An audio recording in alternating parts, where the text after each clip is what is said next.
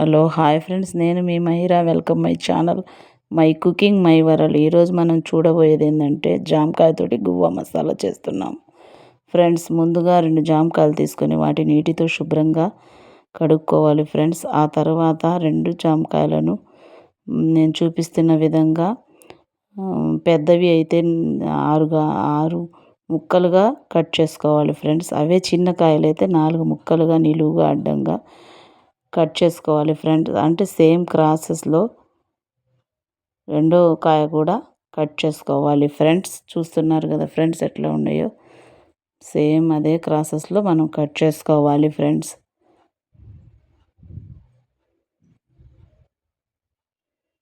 వీటికి పచ్చి కాయలు అయితేనే చాలా టేస్ట్గా బాగుంటాయి ఫ్రెండ్స్. పండిన కాయలు అయితే వాడకూడదు ఫ్రెండ్స్.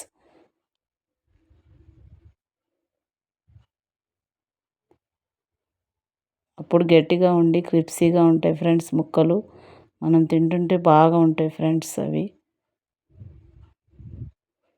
ఇప్పుడు చూడండి ఫ్రెండ్స్, కొద్దిగా కారం, కొద్దిగా ఉప్పు వేస్తున్నాను ఫ్రెండ్స్. సేమ్ వేరే దాని మీద కూడా అట్లాగే వేసుకోవాలి ఫ్రెండ్స్. రెండిటికి సరి సమానంగా వేసుకోవాలి ఫ్రెండ్స్.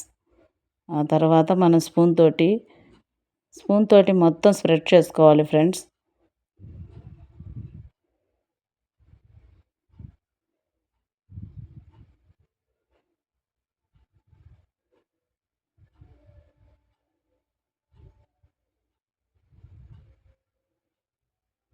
చూడండి ఫ్రెండ్స్, చూడటానికి ఎమ్మిగా అందంగా ఉన్నాయి కదా ఫ్రెండ్స్.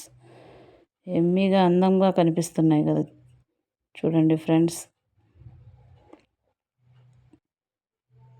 మీకు ఇష్టం అనిపిస్తే పైనుంచి చాట్ మసాలా కూడా వేసుకోవచ్చు ఫ్రెండ్స్.